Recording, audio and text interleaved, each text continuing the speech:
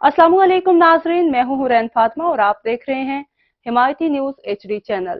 नजर डालते हैं आज की अहम खबर पर। वज़ीर-ए-आज़म मियां मोहम्मद शहबाज शरीफ और वज़ीर आला पंजाब मरियम नवाज की क़ियादत में पूरे मुल्क में तरक्की और खुशहाली का सफर का आगाज हो गया है, जिसके आसार चंद रोज में आने शुरू हो गए हैं।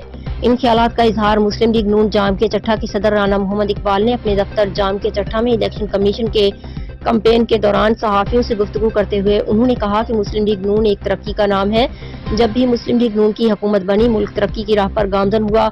मुस्लिम लीग नून ने गांव-गांव, शहर-शहर में सड़कों के जाल बिछाए, नए अस्पताल बनाए, नए स्कूल बनाने के साथ साथ उनको अपग्रेड किया। उन्होंने कहा कि PTI की हुकूमत में मुल्क की मईशत तबाह हुई, जिसकी वजह से मुल्क में महंगाई, बेरोजगारी और लाकानूनियत में इजाफा हुआ, जिसके नताइज आज तक पाकिस्तानी अवाम भुगत रही है।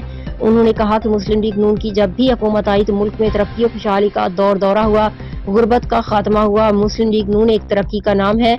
मुस्लिम लीग नून ही मुल्क के पाकिस्तान को महंगाई की दलदल से निकाल सकती है। मजीद खबरों और अपडेट से बाखबर रहने के लिए देखते रहें हिमायती न्यूज HD चैनल।